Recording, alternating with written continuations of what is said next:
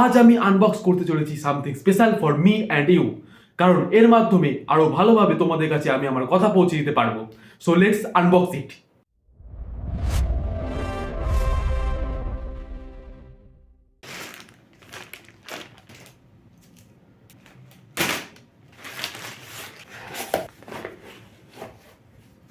এটা হলো ডিজিটেকের DWN-1032 2-in-1 wireless microphone, যার মাধ্যমে তোমরা আমার কথা আরো স্পষ্ট এবং মধুরভাবে শুনতে পারবে।